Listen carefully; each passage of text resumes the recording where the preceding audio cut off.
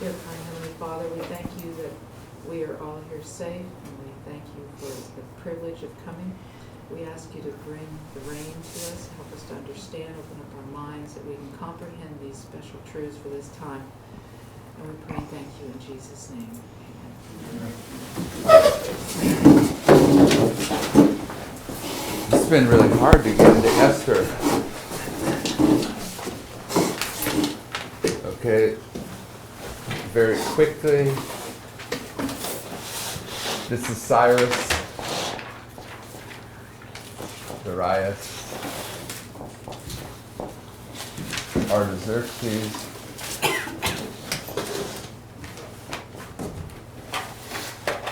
this is Artabanus, this is Xerxes the Great, which is Ahasuerus. This is false Smyrnus, and this is Cambyses, and this is the seven thunders, which is Manasseh, 1798/1989. Ammon, the architect. Josiah, the foundation. Jehoiahaz and Jehoiakim. Jehoiachin. Let's do the chins. And Zedekiah. So we can tie these together because this is the first decree, the second decree, the third decree. This is the third angel's message. This is the second angel's message. This is the first angel's message. So this is an illustration of the seven thunders with the Persian kings. And we're looking at this history. But this history of Xerxes the Great and Esther comes from this illustration of the seven thunders, which is the three decrees. So there's an emphasis placed upon the seven thunders in the story of Esther that is about the decrees. And we're putting this in place to have a framework to line up the light that is coming to the surface about the role of Islam. And this has been very difficult to get through for whatever reason. And we've been a long time in it. So now maybe we're poised to get through it. Esther chapter 1. Today the 8th. Today the 8th? Yes. Oh, I forgot Tyler isn't here, so I sent him the notes for the internet. Anyone that was watching. Of course, they'll get on it before they get on it. Go ahead.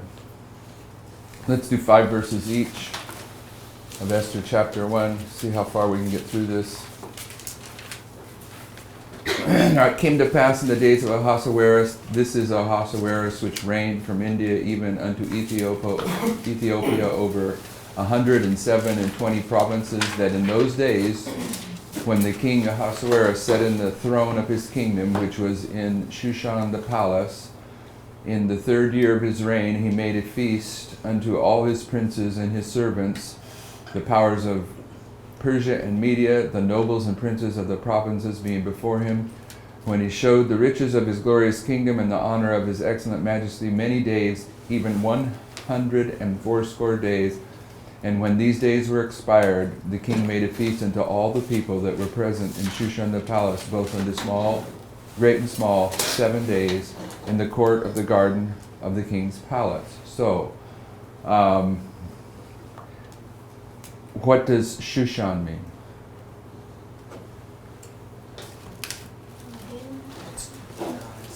It's a lily and a trumpet. A lily looks like a trumpet, is the logic of this definition. So Shushan is a symbol of a trumpet. And we have here 2 feasts.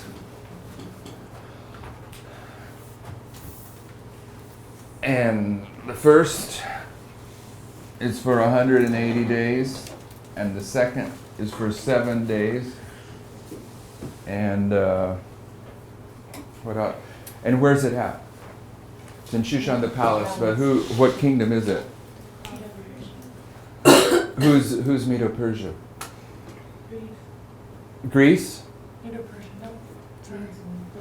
Who's Medo-Persia?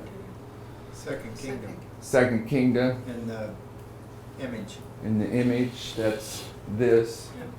But what's different about Medo-Persia and this kingdom, and this kingdom? Two-horned power.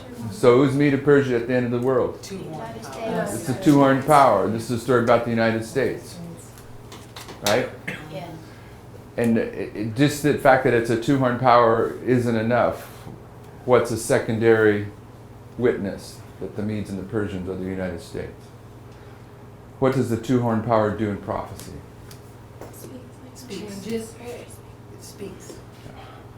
And do you see? Yeah, okay, that would probably work because this is about the speaking and decree, and France speaks and the United States speaks, but that's not what I'm getting at. What takes Babylon off the throne and puts Babylon on the throne? The Medes and Persians. It's always a two-horned power. What brought Babylon to the throne of the earth? Paganism. No. How come Babylon? What are the kingdoms of history, according to the book Education? Well, you've Israel got the and two Judah kingdoms of Israel, the apostatized. 10 tribes and the 2 tribes. The kingdoms of history in the book Education are Assyria, Yeah. Egypt, Israel, Babylon, Medo-Persia.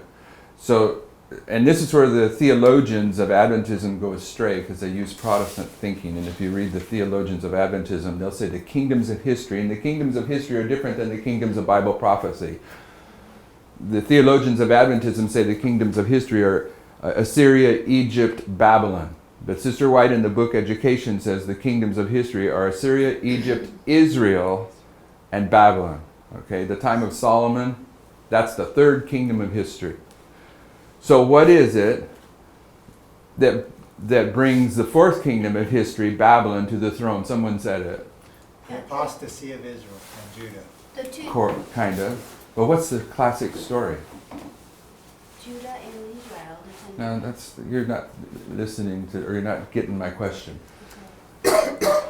Why did Babylon want to conquer Israel? Hezekiah. Showed them their riches. Okay, Hezekiah should have died. He didn't die. He should Instead have of died. telling them about God. So they came in to find out about God, and they see the riches of Israel, which is the third kingdom of history. And when they see the riches of Israel, then that's their motivation to conquer Israel. So what is it that brings Babylon to the throne? Can I throw something in Yeah. sideways here? It should be a lesson to us that when people come to visit us, we shouldn't show them our house, we should tell them about our God. Yeah, that Right. for sure. So, what's that got to do with what we're talking about? Was Israel a two-horned power? Yes. Yeah. It's a northern and southern kingdom. So a two-horned power provides the motivation to bring Babylon to the throne of the kingdom. What took her to the throne of the world? What took her down? Two-horned power, the Medes and the Persians. What placed spiritual Babylon, the papacy, on the throne of the earth? Who placed? France. France. A two-horned power. Who took the papacy, gave the papacy a deadly wound? France. France, a two-horned power. Who places the papacy on the throne of the earth at the end? We The Medes and the Persians. The Medes and the Persians. It's always a two-horned power that brings her to the throne. It's always a two-horned power that brings her down. So when you see the two-horned powers in Bible prophecy and you bring them down to the end of the world, they're the United States. So this Esther is the United States. We haven't defined what this 180-day feast is or this 7-day feast. There's more to say about it. Brother Jason, verses 6 through 10. Where were white, green, and blue hanging, fastened with cords of fine linen, and purple to silver rings, and pillars of marble. The beds were of gold and silver upon a pavement of red and blue and white and black and marble. And they gave them drink in vessels of gold, the vessels being diverse one from another, and royal wine in abundance according to the state of the king.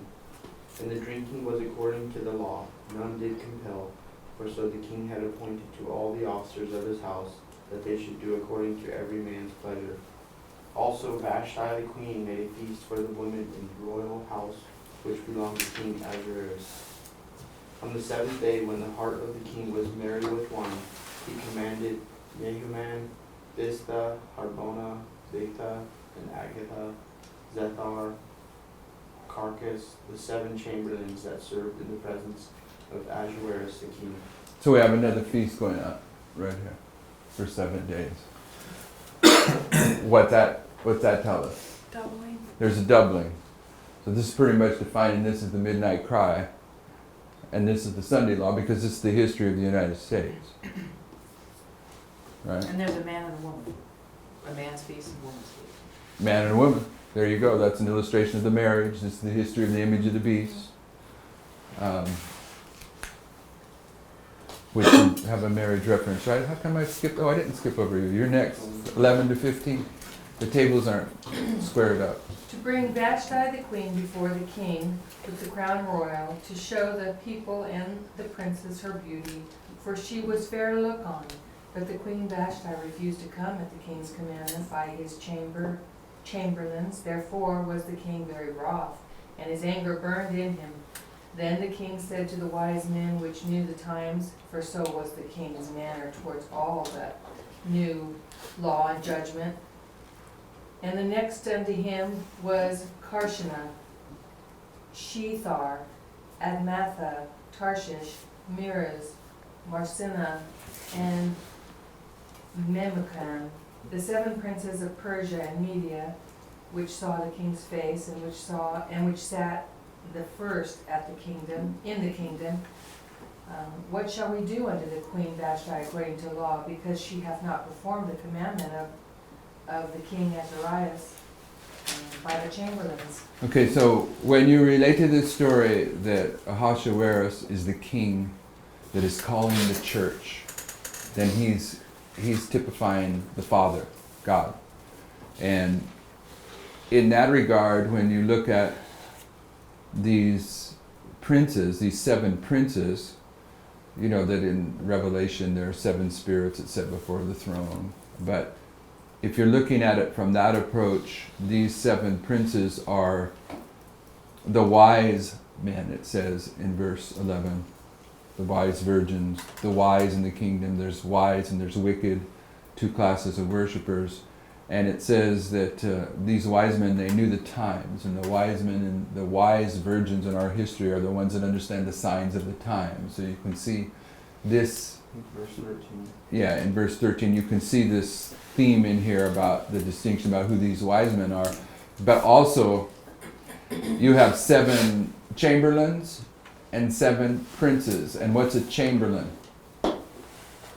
It's a eunuch. It's a servant. And you have 7 royal entities and 7 servants. You have Christ is the symbol of the church. He is the servant of servants. So you have a symbol of church and state in here, also putting the emphasis on this story about the image of the beast time period, the midnight cry time period, because that's obviously going to be one of the themes of this, is this history from here to here, from the midnight cry to the Sunday law. So anyway, verse 16, Sister Karen, to 20.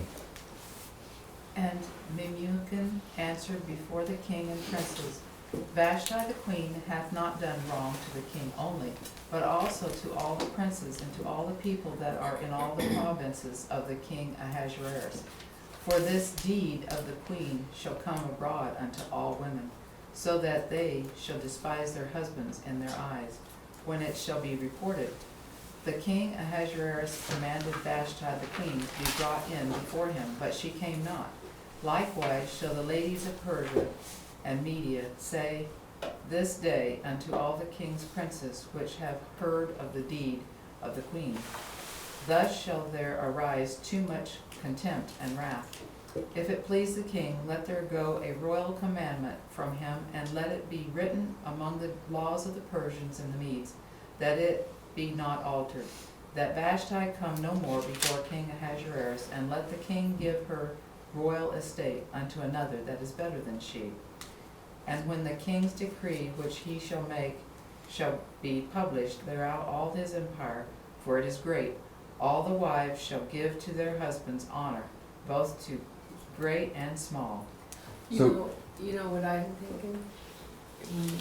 When you guys had that controversy going on, right there in verse 17, shows why, by the other, in the Bible shows why she should have come, even if it was a wrong. Well, of course, but the argument is that these are drunken and wicked princes. That's what Sister White teaches. Sister White plainly says it. So let's not go back there. We've settled that one. At the prophetic level, what's going on in those 5 verses? A decree, for sure, Why? because there's gonna be a commandment. No, what's the motivation for the decree? Lack of obedience She on had the part not of the performed wife. the commandment of the king. Okay, so what is she The church doing? isn't obeying Rebellion, She's disobeying disobeying the law. the commandment. who? Who's she disobeying? King. The invitation. Yeah, the king, but who's the king? Christ. Well, why are they worried about it influencing the whole kingdom? There's only one king in the kingdom.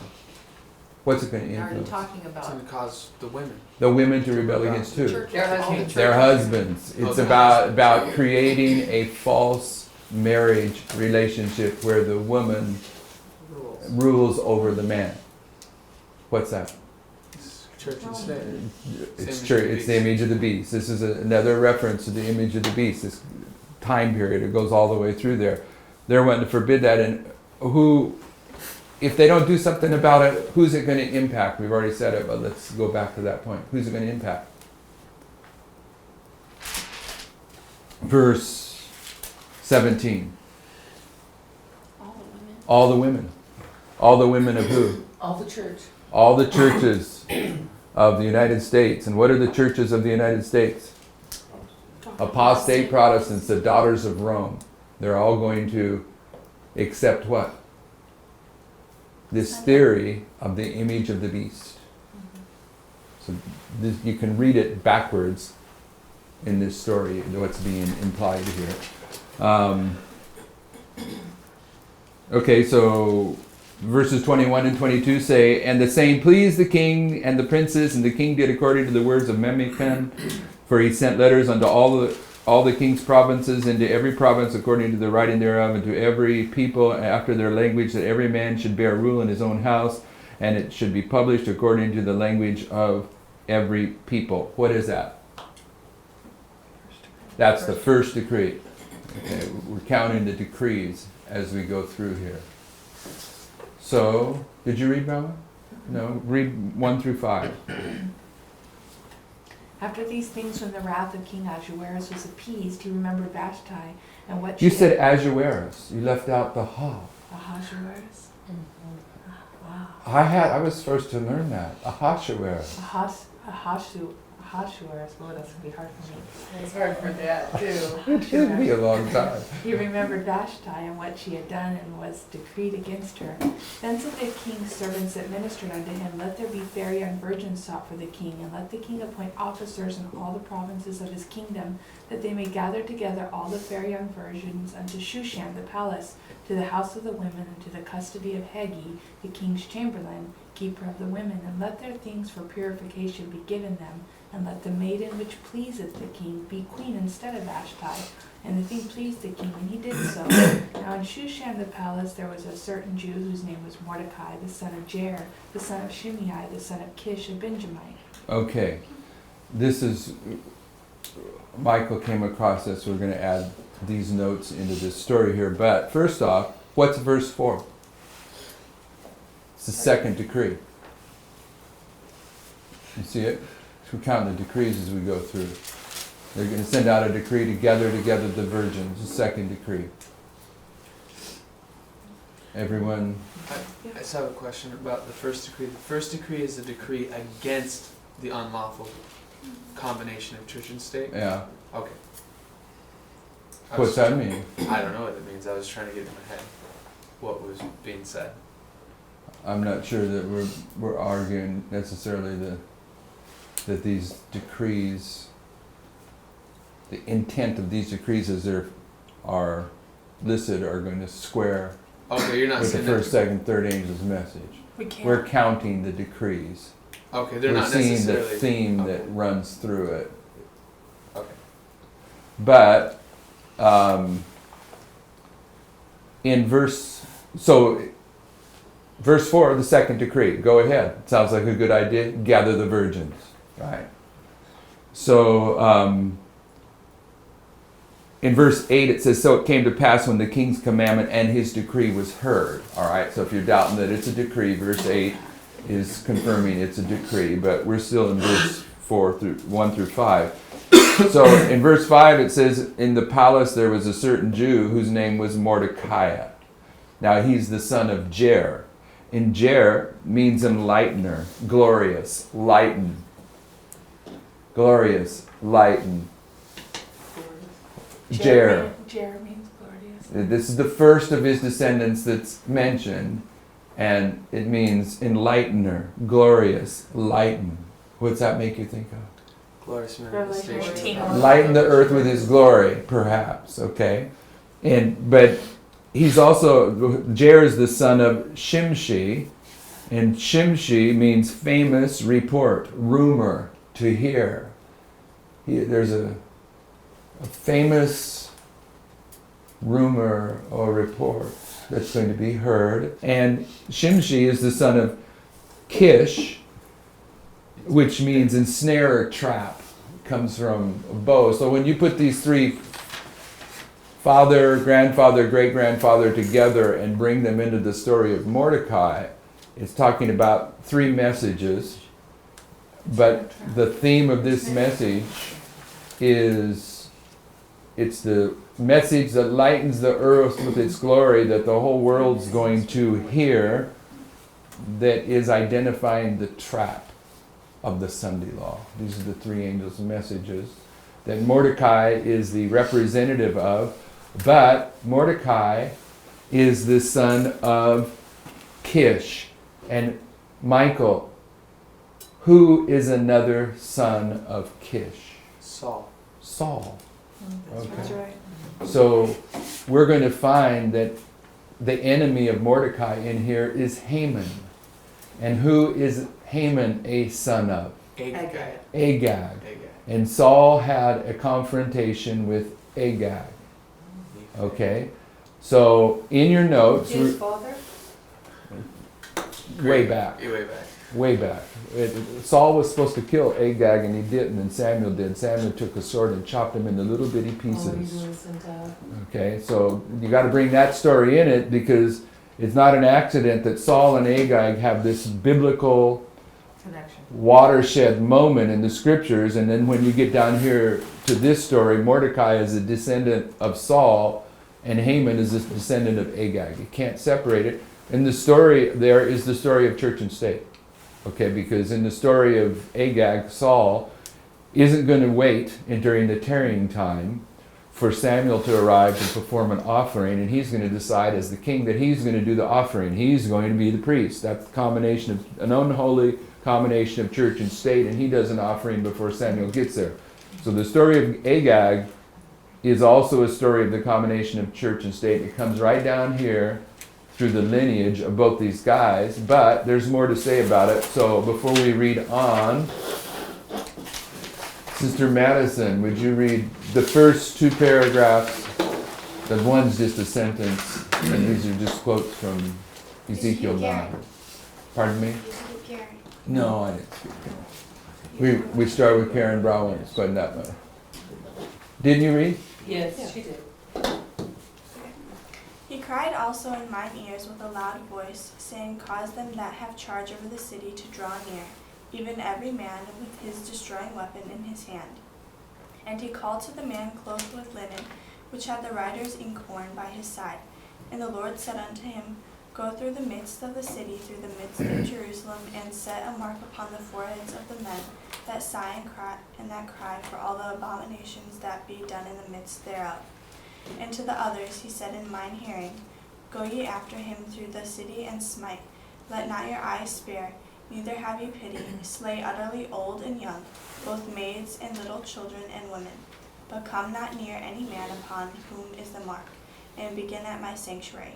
Then they began at the ancient men which were before the house. So what's this? This is Ezekiel 9, but what is it? Judgment. It's the sealing. And Sister White says the sealing in Ezekiel 9 is the same sealing as in Revelation 7. Revelation 7. So when does the sealing of Revelation 7 begin? 9/11. Okay, so this is present truth here. So next paragraph, Brother Jim, wait a second. I have a comment because it came into my thing about Jair. Mordecai is the son of Jair, right? Yeah. And when you look back in Jair and Judges, there's something special about Jair, is that he had 30 sons, and it specifically says that they rode on asses. 30 sons that rode on asses. He was a judge, and they rode on ass colts. So is Mordecai that Jair's son that rode on the ass colt, or is it a different situation? Well, I can't. I don't know if it's another Jair, but it doesn't matter much in prophecy. There's a lot of Eliezers, but every time we see an Eliezer, we apply it as the Holy Spirit and it fits. So he had 30 sons that rode on ass colts, and they had 30 cities. There's also Just a connection. There's also something interesting about if Jair's connected to the asses, and Saul's a descendant of Jair through Kish. Kish was a mighty man of power whose asses were lost, and Saul So you was got to the seek ass, the asses. keep going. So there's that line. there's certainly something to that. Okay, sorry. Brother Jim.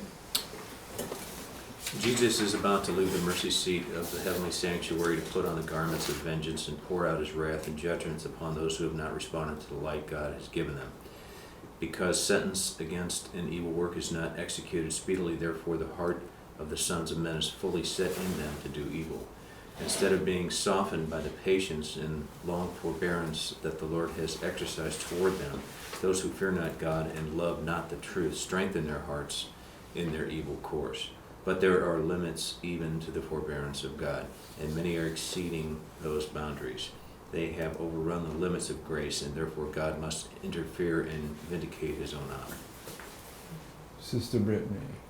Of the Amorites, the Lord said, In the fourth generation they shall come hither again, for the iniquity of the Amorites is not yet full. Underline fourth generation. This is from the prophecy of Abraham, which is the covenant prophecy that its perfect fulfillment is in our history. Although this nation was conspicuous because of its idolatry and corruption, it had not yet filled out the cup of its iniquity, and God would not give command for its utter destruction.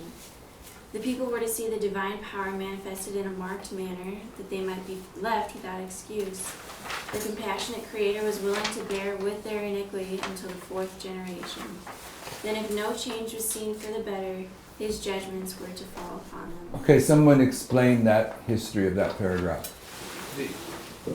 The Amorites were given probation or given the opportunity to turn back for 4 generations, and they didn't, and their cup was filled, and then God's divine power was manifested in their destruction when judgment was executed on me. Is that what you're looking for? No, there's a part in there that they were to have opportunity to see God's divine power manifested before he brought punishment on them. What was the divine power that they got to see manifested that could have given them the last chance to repent? To the Exodus, all the miracles and signs. The destruction of the Egyptians in the water of the Red Sea, the Exodus. Mhm. But this history here is in the 4th generation. The Hebrews have been in Egypt. The Lord is going to punish the nation where they're at, Egypt. That's typifying what? The Egyptians are typifying the United States in this regard because their probation closes right where the Seventh-day Adventist Church closes, and probation closed for the Hebrews at the Passover. If they didn't put blood on their doorposts, they were lost. They had to have blood on their doorposts. So at that same time, probation is closing on the United States and upon the Seventh-day Adventist Church, and this is the 4th generation, and the Amorites get opportunity to see this manifestation of the power of God. but their cup of probationary time has run out too, and it runs out in the fourth generation. And what was their probationary time according to this prophecy of Abraham? 400. 400 years. Okay, so the 4 generations, 400 years that the Amorites were given brings you to the Red Sea deliverance. And had the Hebrews been faithful, they would have went almost immediately into the Promised Land and started dealing with the nations. Okay, but they were rebellious, so there's a 40-year period in there in addition to the 400 before they start really dealing with the Amorites and the people in the Promised Land. Destroyed. Yeah, they would have right away. would have happened right there. So they actually got even another 40 years. But the prophecy is 400 years, 4 generations, the Amorites, symbol of the destruction of the Egyptians, symbol of the Sunday law. So that history is in our history. Next paragraph. Why were the Amorites destroyed though? Pardon me? What kind of guilt fell upon them? I don't know. I don't want to go that direction. I want to make a point along another line before our attention is distracted. Whose turn to read? Brittany's?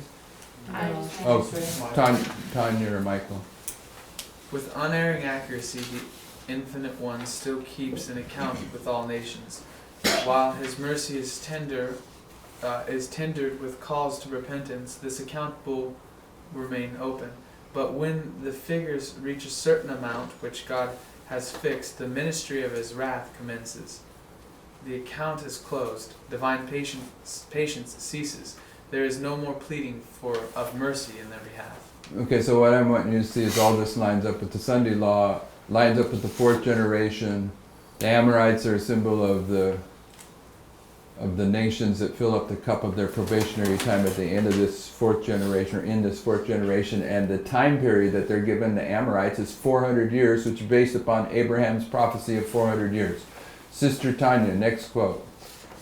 These nations on the border of Canaan would have been spared had they not stood in defiance of God's word to oppose the progress of Israel. The Lord had shown Himself to be long-suffering, of great kindness and tender pity even to these heathen peoples. When Abraham was shown in vision that his seed, the children of Israel, should be strangers in a strange land 400 years, the Lord gave him the promise, in the 4th generation they shall come hither again, for the iniquity of the Amorites is not yet full. Genesis 15:16. Although the Amorites were idolaters whose life was justly forfeited by their great wickedness, God spared them 400 years to give them unmistakable evidence that He was the only true God, the maker of heaven and earth. All His wonders in bringing Israel from Egypt were known to them. Sufficient evidence was given. They might have known the truth had they been willing to turn from their idolatry and licentiousness. But they rejected the light and clung to their idols. Okay, Brother Paul, last paragraph. But the Lord sent His servant with another message to Saul. By obedience, he might still prove his fidelity to God and his worthiness to walk before Israel. Samuel came to the king and delivered the word of the Lord, that the monarch might realize the importance of heeding the command. Samuel expressly declared that he spoke by divine direction, by the same authority that had called Saul to the throne. But wait a second. We've just jumped forward in history, right? You see that? Now we're talking about Saul. We were talking about the Red Sea deliverance. And the Red Sea deliverance, it's got a whole bunch of history before you get to the first king, Saul. All right, so this Probably is... about 400 years or something. Go ahead, Brother Paul. The prophet said, Thus saith the Lord of hosts, I remember that which Amalek did to Israel, how he laid wait for him in the way, when he came up from Egypt. Now go and smite Amalek, and utterly destroy all that they have, and spare them not, but slay both man, woman, infant, suckling, ox, sheep, camel, and ass. So what is this? Judgment. It's divine judgment. But I mean, what's being described here? Who's being told by who to do what? It's the prophets telling the king. What prophet? Samuel Samuel's is telling telling Saul to destroy the Amalekites the Amalekites. and everything they own.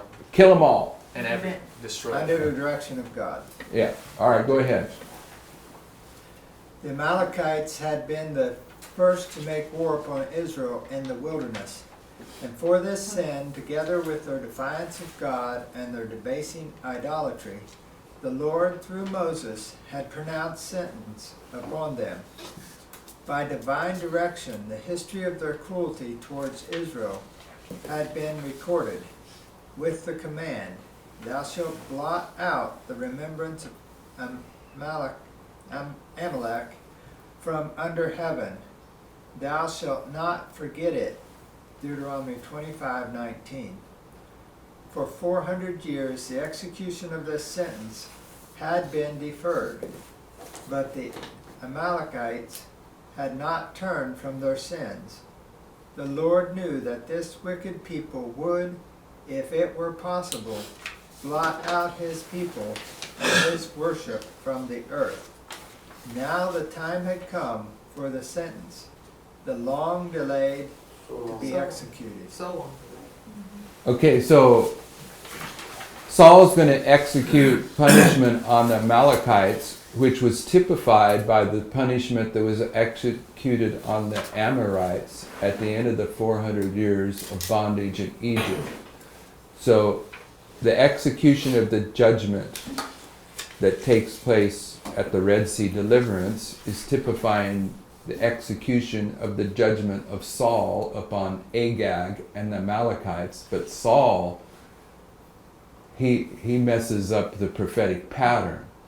But you can't, that's two witnesses that when it comes to Saul and Samuel killing Agag, that this is a prophetic illustration of the sealing of the 144,000, because Sister White ties Ezekiel 9 and the sealing of God's people together with the 400 years of the Amorites. So, with that in mind, you have three witnesses now. You have the sealing of the 144,000, you have the story of Saul and Agag, you have the story of the Amorites, and therefore, here in Esther, when you see that Mordecai is a descendant of Saul, and Haman is a descendant of Agag, you have the prophetic evidence to place this story where? In the fourth generation. In the fourth generation, from 9/11 to the Sunday Law. Can you lay those two 400 periods on the board so you can visualize it? 'Cause I can't really visualize it, because you can see it's two 400 periods. For the first guys, it was 400. For the second guys, it said there's a period of 400. What do those 400s look like in a timeline? Do you know what I'm saying? Do you want to say something before I answer a question? You said the descendant of Saul. He's the ancestor of Saul, but he's not. He's the descendant of Kish. He was Saul's brother. But it's still the same bloodline. They're still connected through. Okay, it might be a subtle thing, but it would be the ancestor, not descendant, because he didn't come from Saul's direct blood. He's a descendant of Kish. Descendant of Kish. And who's Kish in relation to Saul? The father of Saul. Okay, so he's a descendant of only Kish? Yeah, because if Kish had another son. If in the passage it says Sim. So Kish had another son, so you're saying he may not have directly came from Saul? No, he doesn't directly come from Saul. You know that? He's related. It says in Esther, the passage right there. It says Kish. Is Kish Saul's father or his brother? Kish is Saul's father, and Shimei is Saul's brother. Shimei is Saul's brother. Because it says the son of Shimei, the son of Kish, a Benjamite. So, if Shimei is the son of Kish, and Kish is Saul's so he's a father, cousin. so it would be like his cousin, Okay. but it's still his ancestor. Point still. Yeah, stands. prophetically, that was okay, but unessential. So he's a descendant of Kish. They all are. It's the story of that bloodline. So the question is, can you put the 400 years into this timeline? And the first thing to say is, we've got a feast for 180 days and then a double feast for 7 days. A doubling allows us to say, and we're going to bring other witnesses to this as we go through the story of Esther, that this is the midnight cry, and this is the Sunday law, and this is 9/11. So, in the 400 years of Egypt, when does the punishment take place for the Egyptians and the Amorites and the Jews? When does the judgment take place? In this line. The Sunday law. Right here. Okay. So in the story of Agag and Saul, after the 400 years of probationary time for the Amalekites, where does the judgment take place? Sunday law. Okay. Where so is this Samuel chopping up Agag? Yeah. Okay. And what was Saul supposed to do before Samuel gets there and chop up Agag? Kill everything. He was And he supposed to have kept killed animals. everything. He was supposed to have executed judgment, but he didn't. What was his failure? He thought he did all that was worthy of doing. Now, what was his failure? What did Samuel tell him to do? Wait there. He Wait. used to wait. That's No, right. no, Tarry. that's his first test. That's whose first test? That's Saul's first test. This is Saul's second test. Yes. But the first test parallels the second test in line upon line. Yeah. And I think I can prove that. But so the point would stand prophetically. Okay, that was his first test. What was his first test? His The first test was tarry. to tarry in To- Gilgal, the but then he second didn't. test So was the for victory is Israel. given to Jonathan. But then after that, Samuel came back, even though Saul was avoiding him, and said, "You get one more chance. This is your last chance to do the right thing. Destroy everything of the Amalekites." Yeah. And Saul said, "Okay," and he did what he put on it. She said, "A refuge of lies." Samuel sweeps away a refuge of lies when he. No, don't get so broad. Okay. Don't get so broad. Anyway, so there's some points to tie. But So So it's when he's coming back and he executes Agag, what had Saul been doing before that? Waiting for him to come. It's a tarrying time, even in that story. yeah. Yeah, so he's in a tarrying time. What's he waiting for? He's waiting for what? Samuel to come and do what? Do a sacrifice. Okay, so it's a tarrying time that precedes this, that leads to this. We'd have to go back and read the details of the story. I'm just saying that the stories allow you to place the judgment. Pardon me? He makes that sacrifice himself, doesn't he? Is that the first test? What Which she one? just said? What did But she he just didn't say? wait. He didn't wait and he made the sacrifice himself? That was the first. That's the first, that's another story that I mixed up here. But still, there's a tarrying time here that leads to the judgment. So, with these two lines, where is the judgment going to be in the story of Esther? It'd be down here, but what's going on here? The tarrying time in general. Tarrying time. And so this is the story of the tarrying time where there's an interaction between who? Mordecai and Haman. Right? There's other players there, but this is a story about Mordecai and Haman. That's 400 years from 9/11 to the Sunday law on one level. Or their 400 starts further back because they've had all that generational. It's just the Yeah. end of a 400-year cycle of the Sunday law. Yeah, you can show Passover is 9/11. Okay. So this would be the brief period of time from 9/11 to the destruction at the Red Sea at one level. We know that Saul is in a tarrying time there also because Sister White says that instead of doing the will of God, he put on a garment of self-righteousness, and Samuel came and swept away his refuge of lies at that point. And that's what's going to happen to the people who are not tarrying. They have on their pretended garment of righteousness, building up a tower, a refuge of lies, that will be swept away when the judgment is truly commenced. Well, I'm glad you got that point in, but I don't know how that relates to a tarrying time. Because instead of tarrying, they're putting on a garment of self-righteousness. No, that's and a stretch. Isn't that what's happening?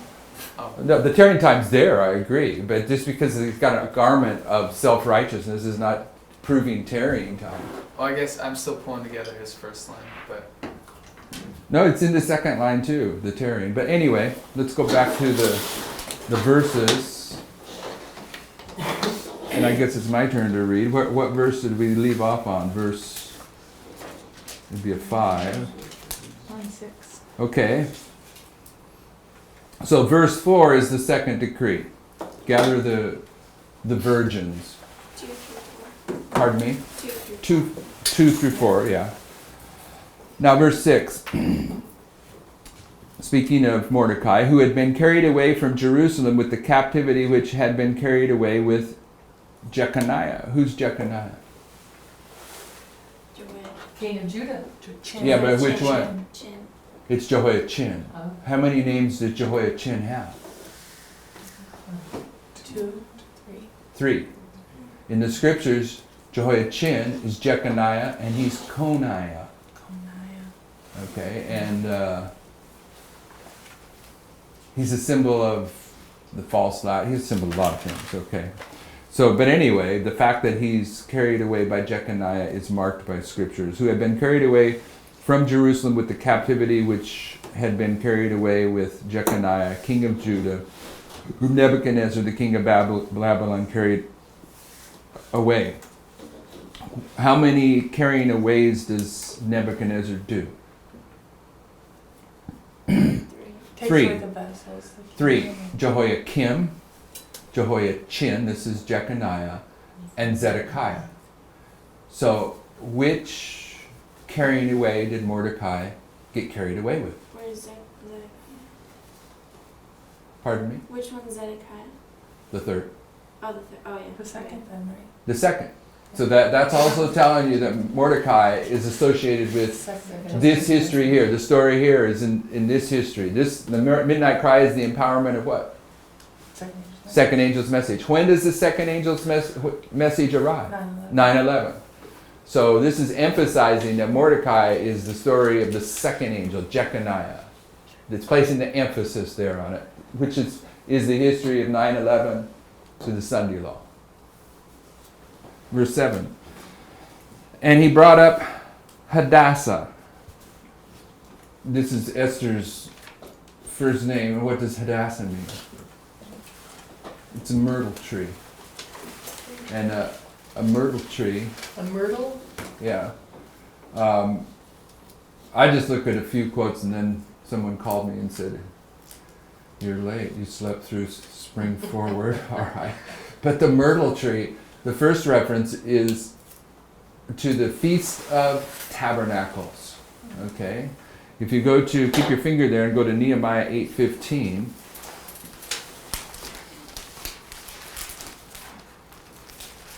Nehemiah 8:15 says, nope, that's not the right reference. Nehemiah 8:15 is what I have.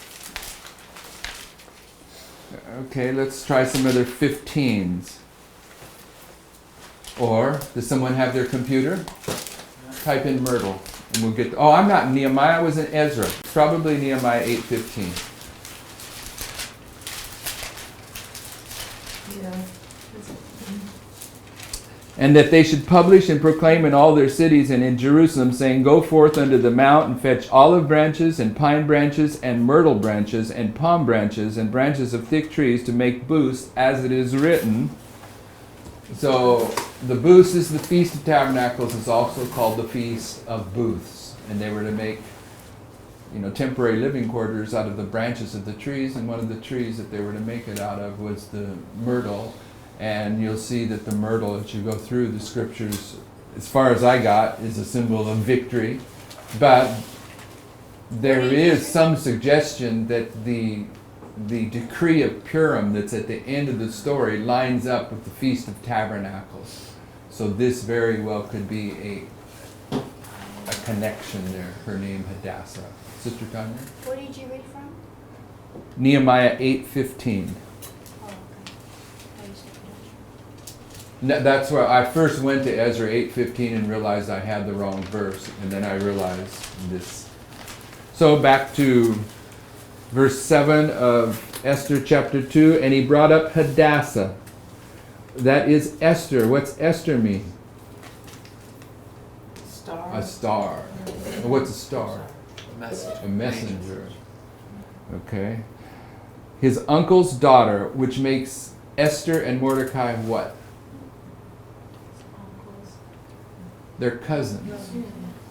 Okay, his uncle's daughters, for she had neither father nor mother, and the maid was fair and beautiful, whom Mordecai, when her father and mother were dead, took for his own daughter. So they're cousins, but he raises her as his daughter. So it came to pass when the king's commandment and his decree, that's chapter 2, verse 4, 1 through 4 if you want. So it came to pass when the king's commandment and his decree to gather the virgins was heard, and when many maidens were gathered together unto Shushan the palace, to the custody of Haggai, the best that I can find for Haggai is separation, as far as the meaning. Meditation, word, groaning. Pardon me? Separation, meditation, word, groaning. That's what I found. Yeah, I found those too, but I couldn't see no meditation. They're put into a ward, but they're separated. These virgins are being separated out. Where are the virgins separated in our history? Midnight cry. Really? 9/11. 9/11. Oh, I guess they're exposed. The 9/11, who are they separated from? Strange wives. The strange wives. And Saul, the organized church, doesn't go beyond 9/11. It now becomes a story of the virgins. On the first day of the first month, they are separated from the strange wives. So here, Haggai is the one that's in charge of the virgins that are being separated. To the custody of Haggai, that Esther was brought also unto the king's house, to the custody of Haggai, keeper of the women. And the maiden pleased him, and she obtained kindness of him, and he speedily gave her things for purification, with such things as belonged to her, and 7 maidens, which were meet to be given her out of the king's house. And he preferred her and her maidens unto the best of the house of the women. Esther had not showed her people place of the house of her women. Esther had not showed her people nor her kindred, for Mordecai had charged her that she should not show it. So she stays hidden? Pardon me? She stays hidden. Yes. Right there. She's hidden in this time period. Or at least who her people are is hidden. What else is hidden in this time period that we've understood here over the past 6 months? Elizabeth is hidden for how long? 5 months. So Elizabeth is hidden for 150 days. And whatever this represents, in the story of Sodom, the Lord raises the question, should I hide this thing from Abraham? And the answer is no, he's going to tell Abraham. So this hidden thing about Elizabeth, the God of the 7 times, and Esther gets revealed to Abraham. Those typified by Abraham in this history. Okay. Also, she gets purified at this time. She's going to. It goes through a purification process. The Word of God purifies. Yeah, and it's going to be, and you can. You're saying that started with 9/11? Yep. That's good. Yeah, because that's what we're supposed to be doing. Yeah. So what does this story of her here? What is this in terms of the angels? This is the empowerment of what? The first angel. Okay, the second angel arrives here. They're all 3 here. All 3 of the angels are here. Why is that? How can they're combined there? That's the principle that allows you to do it. But what's your biblical evidence? How can you show all 3 right there? I think you do it through Revelation 18, but Okay, but there's a real simple way. Oh, Revelation 14:6. Yeah, Revelation 14:6 is a good one. 7. But what about Ezra 7:9? When Ezra comes out of Babylon on the first day of the first month, does he have the third decree in his hand? Yes, first, second. He's got them. They're all there. Okay, so, but here, this is the first angel's message primarily. So when you read what we just read about Esther, what's it echo of in your mind? Let me go back and see if you can catch the... and the maiden pleased him. Pleased Haggai. Who's Haggai? He's the one that's overseeing the virgins. Okay? So Esther finds favor. And Reminds me of Daniel. there you go, Daniel. And Daniel's the first angel's message. Daniel finds favor with, what's his name? Melzar, who's the keeper of the eunuchs. And does Daniel go through a purification process? Yes. Right there in that same chapter. For how long? 10 days. 10 days. So, do we have the right to put Daniel in here? Yeah, Yes. Why? he matches right Because there. Because of what? He pleased Mel. That's the philosophical reason. But do we have a prophetic justification for placing Daniel here? He was hidden. You all know this. As soon as I say it, you say, oh yeah. Daniel's the first angel's message. Daniel's the first angel's message. That goes on there too. But that isn't it. How many books of the Bible is the word Shushan mentioned in? Oh yeah. 3 books. What 3 books are they? Daniel, Esther, and Nehemiah. Nehemiah and Daniel. Dan, keep your finger there and go to Daniel 8:2.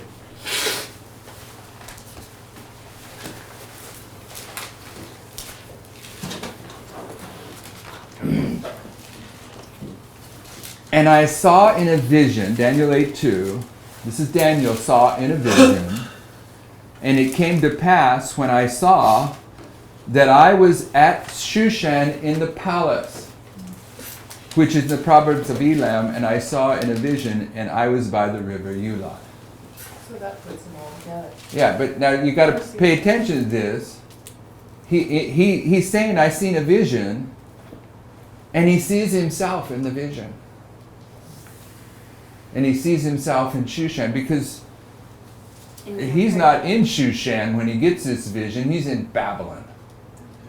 So he has a vision, and he sees that he is one of the characters of the vision, and he's in Shushan, the palace. So he sees himself as Esther. He sees himself in the story of Esther. There's something, and this is big stuff, whatever it means that Daniel is placed. I'm saying that we have this reference that allows us to place him in Shushan, the palace, and Esther is going through the same purification process, sort of, and the same winning of favor that Daniel wins from Melzar, Esther wins from Haggai. So there's Where's Shushan mentioned again? And Daniel, Esther, and what else did he Nehemiah 1:1. Nehemiah is also to be factored into this story.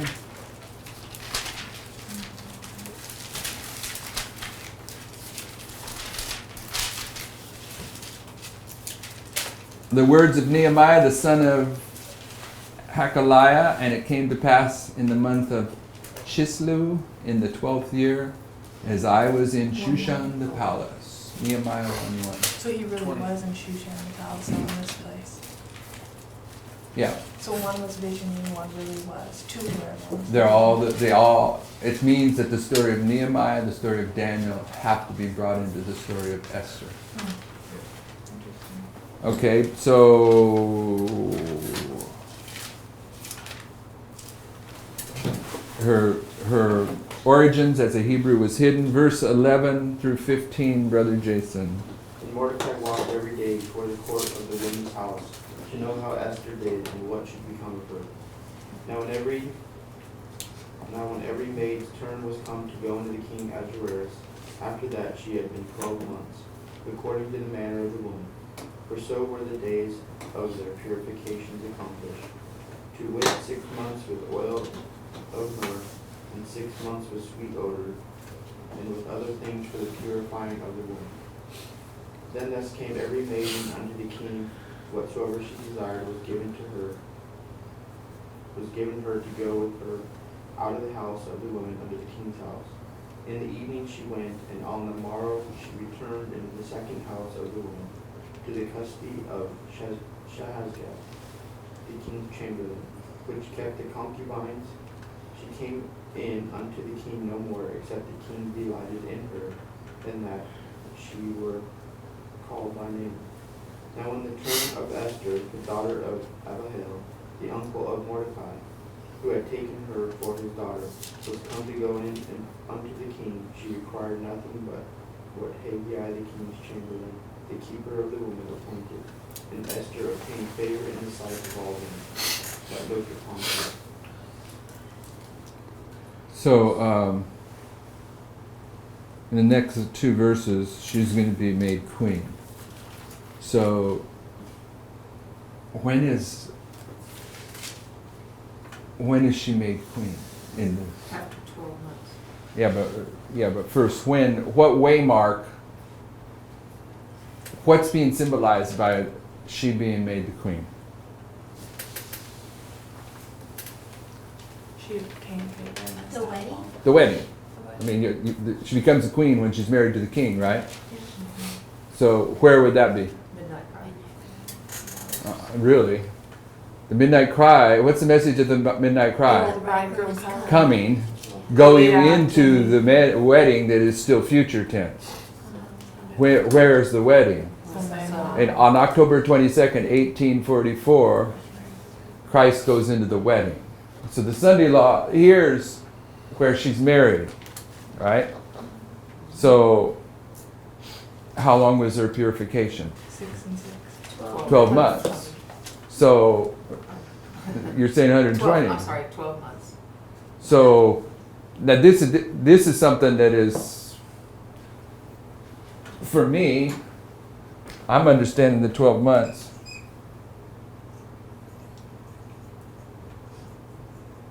From here to here.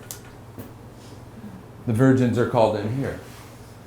But I'm not saying that I understand every component of this. So when I first look at this, I see 6 months purification, 6 months purification. But others say the 6 months are the same things, and it's marking the arrival of the second angel's message here. Second angel's message means 6 months representing 2 messages, okay? Go ahead. On verse 12, it points out the 6 months with oil of myrrh, which Right. we know that is better, and then the other 6 months with sweet odors. Yeah. So, is it 6 months and 6 months, or is it this purification process from here to here that's being marked? Why isn't it the doubling when we've used all the other doublings to land at the midnight cry? Why are The doublings are at the midnight cry, but you also have the arrival of the second angel's message at 9/11, because his message is Babylon is fallen, is fallen. So you also see a number 2 at 9/11. If you base it upon the Millerite history from 9/11 to Midnight Cry, it was kind of a bittersweet experience because there was a disappointment involved. Now Midnight Cry, when the message came in, they all got revived again and then forward to give Well, someone. the bitterness is back here in the Millerite history. Not at the midnight cry, it's at the first disappointment. Right. 43. But it was during that, I would say that it was the first 6 months from 9/11 to Midnight Cry, and then 6 months from Midnight Cry to Sunday. To there. And that's it, and that would go along with, because then the second process is sweet. 6 months of oil of myrrh, and 6 months of sweet smelling odors and other things for purification. Is the 6 months and the 6 months just giving a line upon line of the purification process of the 12 months, or is it talking about 2 periods of purifications that are 6 months each? Or is it both, because it's a fractal?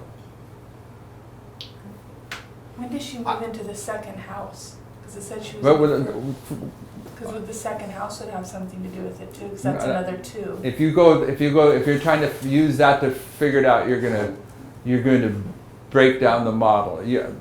This here, takes you to the marriage, all right? I would contend that once she's married, now it's going to go back and repeat and enlarge because the second house is going to be here. So that's where it's being marked?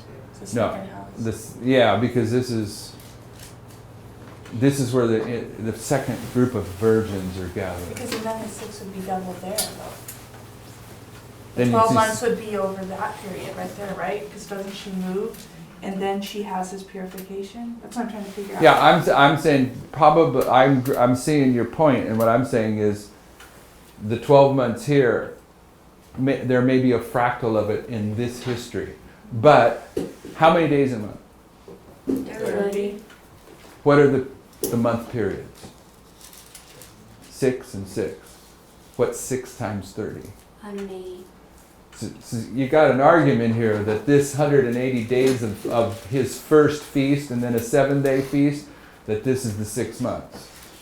But you, Because 6 months is 180 days. you're dealing with 2 groups of people. You've got the priests and you've got the Levites, and each one of them have to go through the same similar process. So at one level you can say, yeah, it's the whole entire thing, but then at another level you can say that it's individual, they have to go through the same Yeah, process. this is a purification process for the priests. This is a purification process for the Levites. And 6 months is 180 days, which is the period of time of Ahasuerus' feast. And the other 7-day feast, there's a double feast, a doubling. I'm inclined to agree with you about the 12 months being from the 9/11 to the Sunday law. Yeah, because she gets married here. And if there was an application to it being 6 months and 6 months, 9/11 to the midnight cry, it'd have to be that the midnight cry to the Sunday law is a fractal overlaying that for some reason, and I'm not sure what reason that would be, but there would be, you know what I mean? It would have to be a fract, in my mind anyways. Okay, so we're going to go with that. What are we going to go with? That this is 6 months, 6 months,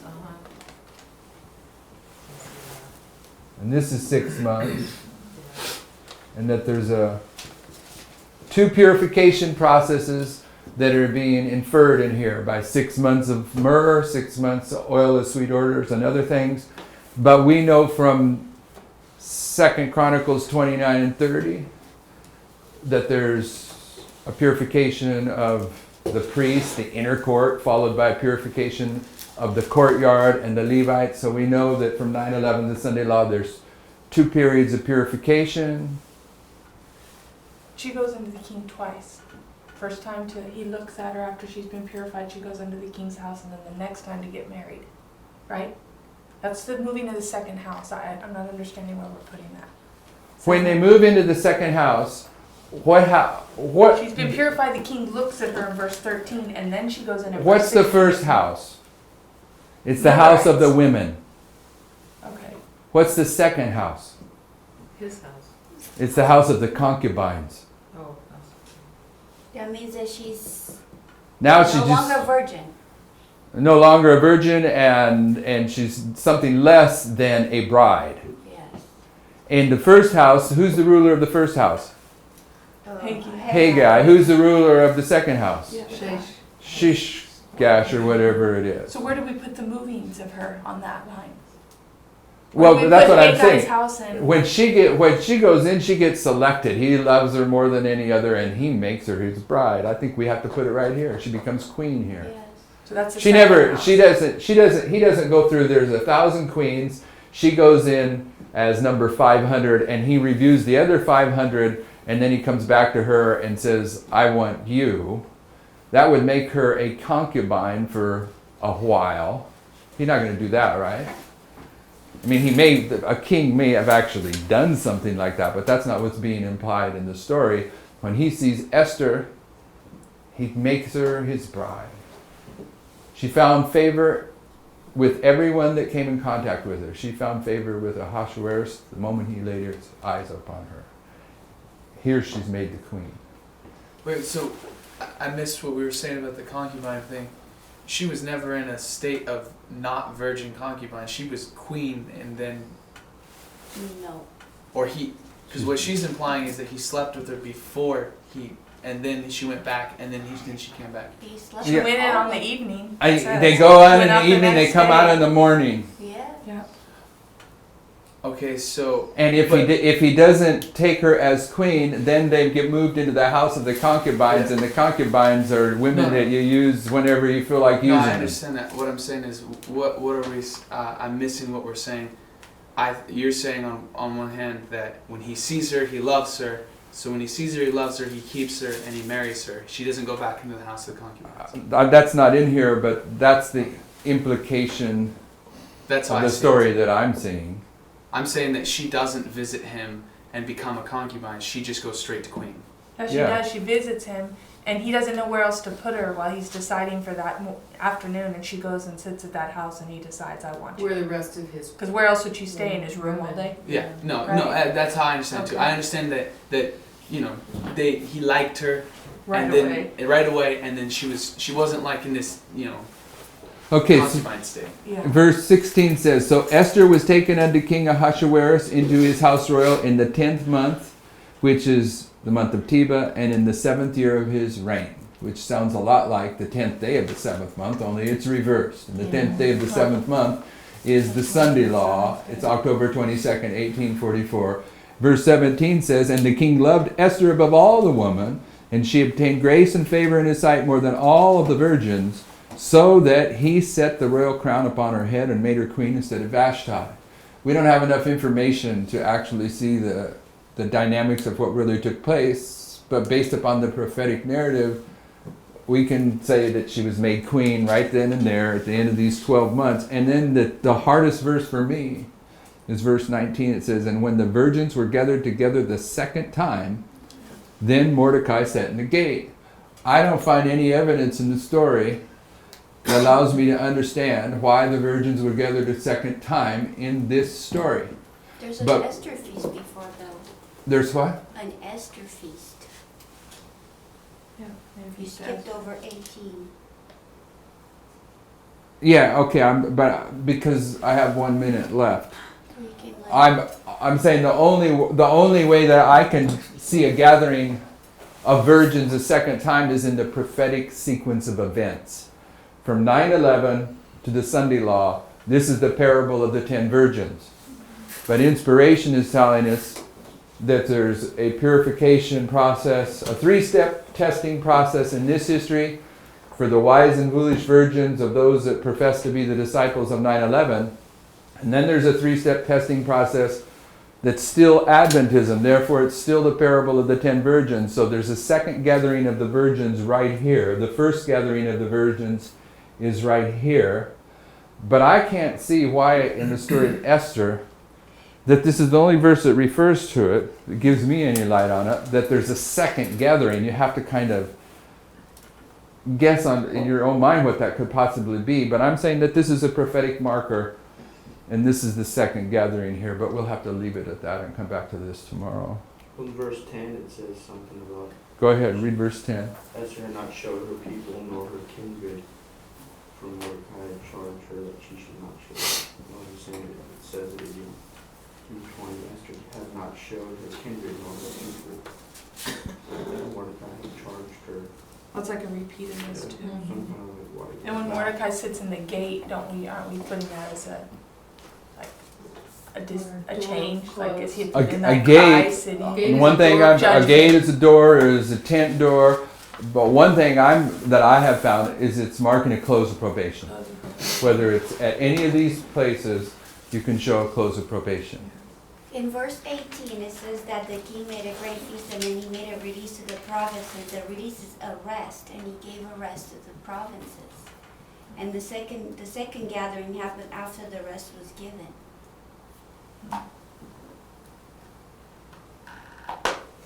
He gave a rest and he gave gifts. Is there a rest here? Yeah. Is there a rest here, Tanya? The midnight cry. Yeah, is there a rest here? Yeah.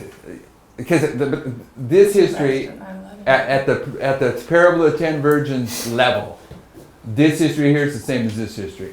These two purification processes are fulfillments of the parable of 10 virgins. There's going to be wise and foolish virgins manifested here, and wise and foolish virgins manifested here. Wouldn't the midnight cry be the first gathering? Now they're gathered here to be purified and reviewed. This is the second decree. Gather the virgins. And now they're separated. They're separated from the, you've got the virgins. They're separated from the strange wives right here. And at midnight cry, aren't the virgins separated from the wise and the foolish? Yeah, there's a separation here too. But this is the second gathering. There's a separation here too. But that's the 11th hour workers, isn't that the son? This is the 11th hour workers here. But that's not part of the virgins. No. That's part. But are you listening to yourself? Okay, there's a separation here, is there not? Yeah. And a separation here. Yes. And a separation here. Right. These two periods are the parables of the 10 virgins. So, but is there not a gathering of the virgins here? Is there not a decree that goes out and says, gather the virgins that we can put them through a purification process, and the Lord and the King will decide which one He wants. So they're gathered here, and they go through this purification process. But there's a second gathering. It's got to be here on the prophetic narrative. This is the gathering of the Levites, so that they can go through a purification process. Because they have to be virgins. Yeah, they're Adams. Yeah, they're gathered in Shushan. And it looks like what Jay was saying when he hadn't showed themselves. It looks like a repeat because the verse is the same. Esther hadn't showed herself, and then this history starts, and then we see Mordecai in the gate, and once again we're told Esther hasn't showed herself. So it's almost like it's a repeat. She's hidden The here 9/11 and she's hidden here. Yeah, she hadn't showed herself. Yeah. That makes sense because Moses, according to what Tyler was saying, is Moses is hidden right at the beginning of the 3 months. What 3 months? Moses had, there's a 3 months marked in Moses' time when he was born, and he was hidden for that period of time. And where? Yeah, but And that where do you period- place it on here? Midnight cry to the Sunday law. So then the Yeah, second and there's a hiding down in the 7 last plagues. Yeah. There's no doubt a hiding in each one of these periods. Dear Heavenly Father, thank you for this morning.